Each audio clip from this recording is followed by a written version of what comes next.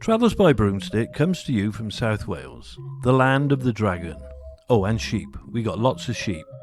Welcome to all you good people out there in podcast land. So, let's get the broomstick out the garage, and off we go.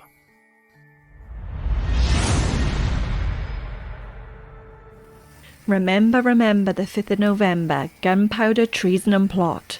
I see no reason why gunpowder treason should ever be forgot. Guy Fawkes, 'twas his intent to blow up the king and parliament. 70 barrels of powder below, poor old England to overthrow. By God's providence he was catched, with a dark lantern and a burning match. Holla boys, let the bells ring. Holla boys, God save the king.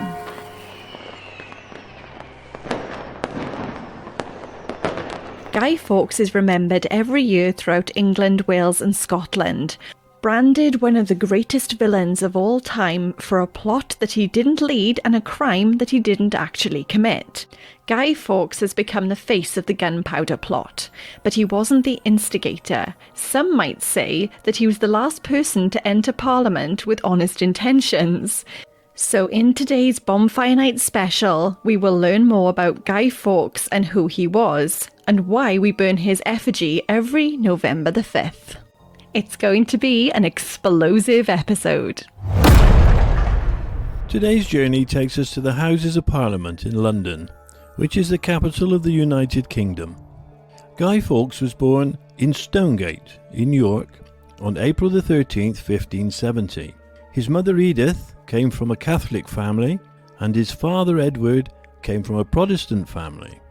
Guy Fawkes was baptised in the Church of St Michael le Belfry, an Anglican church in York that is situated directly opposite York Minster in the centre of the city. When Guy Fawkes was just 8 years old, his father died, and his mother went on to remarry a Catholic gentleman named Dennis Bainbridge. Guy went to school in St Peter's in York.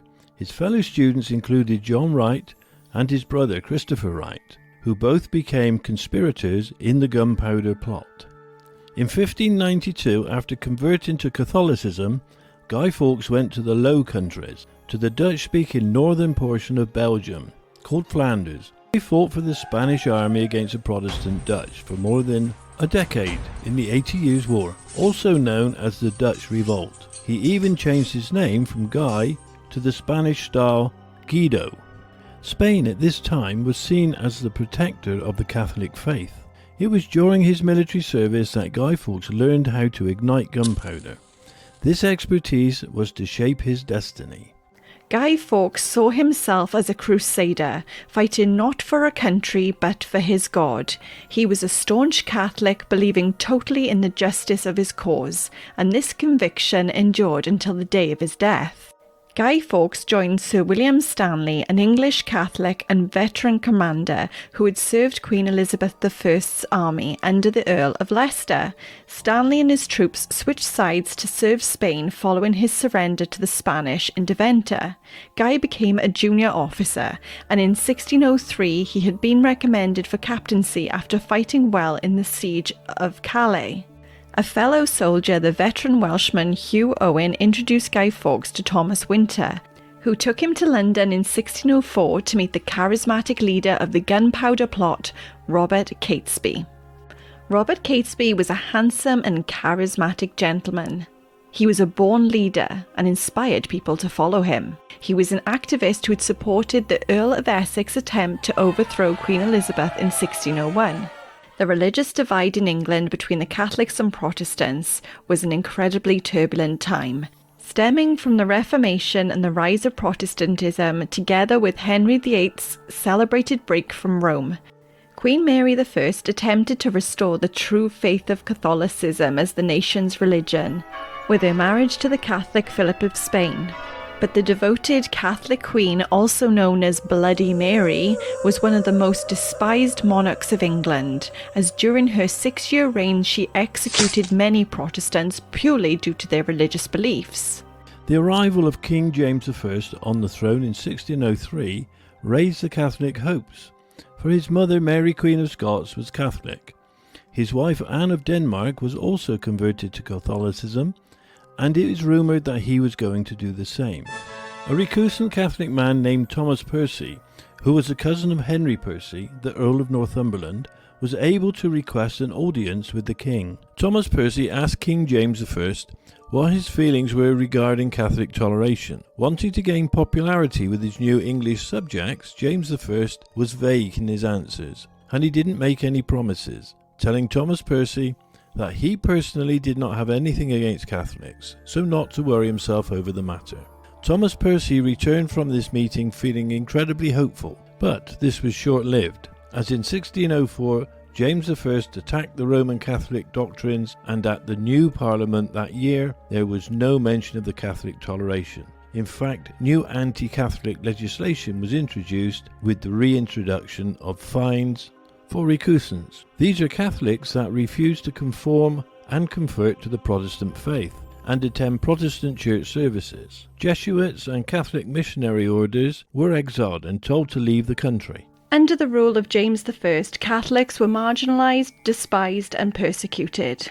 In our Samlesbury Hall episode, we covered the secret rooms that were made in many affluent homes for Catholic priests called Jesuits, known as priest holes, and the horrific punishment that befell Nicholas Owen, the creator of the priest holes.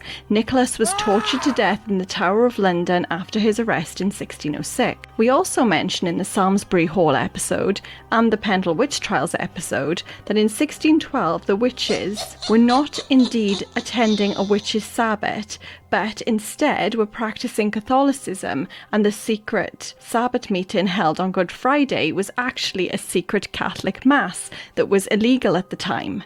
Robert Catesby realised that King James I needed to be removed from the throne, and that the 1604 treaty that ended the war between England and Spain meant that Spain would no longer support an armed Catholic uprising to overthrow the king and his government. The plan was set into motion as the first meeting of the 5 central conspirators took place. These conspirators were Robert Catesby, Thomas Winter, Thomas Percy, John Wright and Guy Fawkes. It was Sunday the 20th of May 1604 in an inn called the Duck and Drake in London, where Catesby explained his plan. Gunpowder would be placed in a tunnel dug beneath the Palace of Westminster to await the opening Parliament. Guy Fawkes, as the only conspirator with knowledge of explosives, would hide there and, on the king's arrival in the chamber above, light the fuse to ignite the powder, a fuse slow burning enough to allow him to escape to the nearby River Thames. With king and parliament wiped out, an armed revolt would begin in the Midlands. Foreign Catholic reinforcements were also expected. The king's young daughter, Princess Elizabeth, who lived near Warwick, would be kidnapped and placed on the throne as a puppet ruler of a kingdom restored to Catholicism. But hearing this, Thomas Winter was absolutely appalled, fearing that if they failed, they would suffer terrible retribution. Robert Catesby used his persuasive charm, and Thomas Winter was reassured. Others provided to be more enthusiastic. "Shall we always, gentlemen, talk and never do anything?" exclaimed Thomas Percy. At first, it seemed to go smoothly. The gunpowder was bought from the docks and transported upriver to a house in Lambeth. Thomas Percy was a gentleman pensioner, a bodyguard to the British monarch, part of the Honourable Corps of Gentlemen at Arms, meaning that he had the right to live near the Palace of Westminster, so he leased a cottage in that area. Guy Fawkes posed as Thomas Percy's footman, under the alias of John Johnson. The plan was to tunnel from the cottage to the palace. Work began in haste, until an outbreak of the plague in the winter of 1604. This caused the reopening of Parliament to be postponed until the 5th of November 1605. Although this extra time meant more time for preparations and planning, more time to penetrate the medieval walls of Westminster, and more time to consider fully the implications of this scheme. A considerable number of innocent victims would die. The king's wife and children, Roman Catholic peers such as Lord Monteagle, and sympathisers such as Thomas Percy's employer, the Earl of Northumberland. The extra time also meant that the risk of the plotter's discovery was getting greater by the day. A shortage of money meant that more recruits were needed to fund the conspiracy. These new recruits were Christopher Wright, Robert Keyes, Thomas Bates, Robert Winter, John Grant, Ambrose Rookwood, Sir Everard Digby, and Francis Tresham, making the number of conspirators in the Gunpowder Plot a rather ominous 13. And it seemed that their luck was indeed running out. Unbeknown to them, their fears of being discovered had already been realised. As the thick walls of Westminster threatened to defeat them, a cellar directly beneath Parliament fortuitously became available. Thomas Percy rented it out, claiming it was for the Earl of Northumberland to store his firewood for the winter. But then on the 26th of October 1605, with the opening of Parliament now imminent, a curious incident occurred. Under the cover of darkness, a stranger accosted Lord Monteagle's servant Thomas Ward and thrust a letter into his hands. This letter read, "I have care for your preservation. Therefore I would advise you, as you tender your life, to devise some excuse to shift your attendance at this Parliament.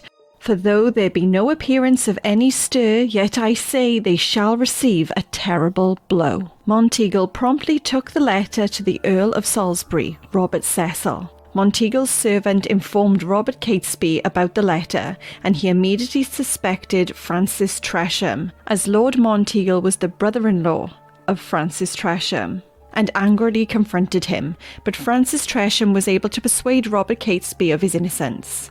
The servant Thomas Ward had connections with Yorkshire Catholics, including John and Christopher Wright, yet how did he know that Robert Catesby was the leader of this Gunpowder Plot? Had Robert Catesby tried to recruit one too many conspirators? Did Monteagle himself fake the letter in order to avoid suspicion of his own involvement in the plot and ingratiate himself with Salisbury? Did Salisbury himself write the letter? Nobody knows.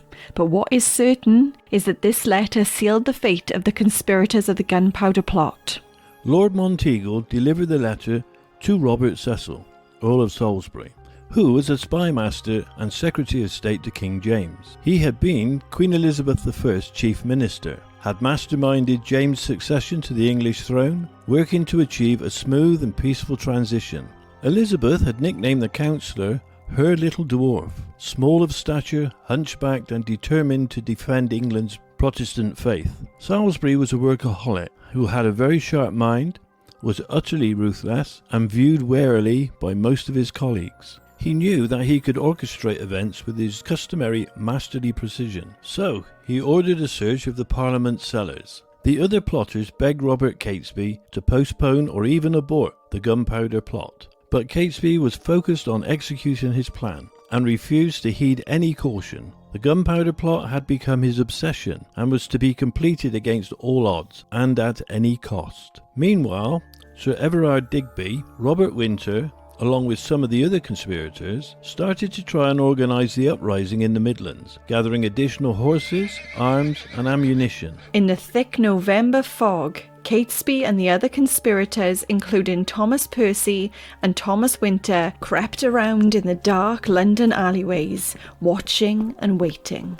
Guy Fawkes made his way to the cellar below the House of Lords, waiting for the moment when he could light the gunpowder train and escape down the River Thames as the Houses of Parliament was blown to kingdom come. But unfortunately for Guy Fawkes, Sir Thomas Never, to Justice of the Peace of Westminster, led a group of yeomen of the guard to search the cellars. There they found Guy Fawkes, a very tall and desperate fellow, clad in a swirling cloak and tall hat, lurking below the House of Lords with a lantern, a watch, a slow-burning match with touchwood, and 36 barrels of gunpowder all around him. He was immediately arrested and taken for questioning. He gave a false name of John Johnson. The Gunpowder Plot had failed. Fawkes admitted his intention to blow up the Houses of Parliament and expressed regret at his failure to do so. His steadfast manner earned him admiration from King James I,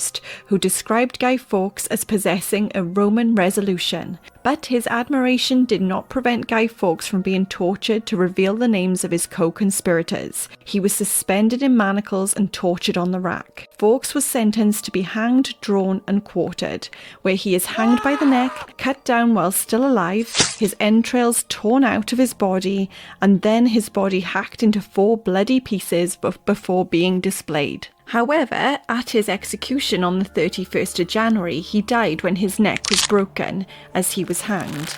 His lifeless body was nevertheless quartered, and his body parts were then distributed to the 4 corners of the kingdom to be displayed as a warning to other would-be traitors. With a much diminished group of followers, Catesby made a last stand at Holbeck House in Staffordshire against a 200-strong sheriff's posse led by Richard Walsh. Catesby was mortally wounded by gunfire and later found dead inside Holbeck Hall while contemplating a holy card of the Virgin Mary. As a warning to other potential regicides, Catesby's body was re-exhumed and posthumously executed, and his severed head was put on a spike and was displayed outside the Houses of Parliament. The Wright brothers and Thomas Percy were all shot and killed. Winter, Rookwood and Grant were captured, and other arrests followed. Francis Tresham was captured and brought to the Tower of London. However, he was ill and died before he could be brought to trial. A wave of anti-Catholic feeling swept across England, and for a long time the 5th of November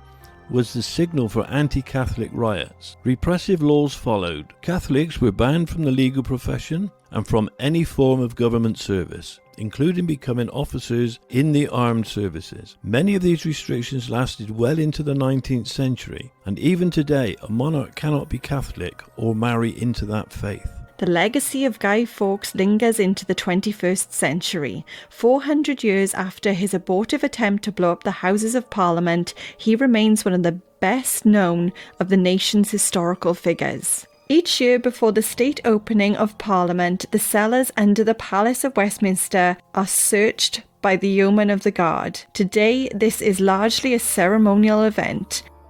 The first bonfires to celebrate the capture of Guy Fawkes were lit shortly after the discovery of the plot in 1605. 4 centuries later, the 5th of November is still known as Bonfire Night throughout the nation, and is often accompanied by a ceremonial burning effigy of Guy Fawkes. This tradition even crossed the Atlantic to America as Pope Day, when the burning of the effigy of the Pope, together with unpopular politicians, also take place on the 5th of November, mainly in former British colonies on the eastern seaboard. So the question remains, how many stars do you give Guy Fawkes' Gunpowder Plot? Well, I'm going to give him half a star, or half a broom, because it bloody failed, didn't it? He tried, he failed, bless him. What is your favourite thing about Bonfire Night? Hot dogs. Yeah, I like the hot dogs too. And burgers. You had burgers? I never had burgers. My nan always made hot dogs, which is absolutely lovely. The smell of onions in the air on Bonfire Night is amazing. And toffee apples. Love a toffee. I have to have a toffee apple every November the 5th. I like the fireworks as well. Well, I did as a kid. Yeah, I'm not so keen on fireworks now because of obviously our dogs. Not that they particularly mind them, but yeah, I'm often scared of the fireworks actually, although they are beautiful watched from a distance. Yeah, absolutely. Have you seen the film V for Vendetta? I have. I like Stephen Fry in that one. Stephen Fry was good in it. Yeah, I love Hugo Weaving, and also Natalie Portman was amazing in it.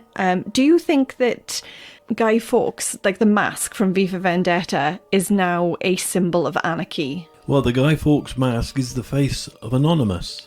Yeah, and according to the historian Lewis Cole, Fawkes is now a major icon in modern political culture, whose face has become a potentially powerful instrument for the articulation of postmodern anarchism in the late 20th century. Fawkes is regarded by some as a martyr, political rebel, or freedom fighter, especially amongst the minority of Catholics in the United Kingdom. Well, that concludes our special November the 5th Bonfire Night episode. I hope you've all had a magical time. Where's my toffee apple? I nearly told you then.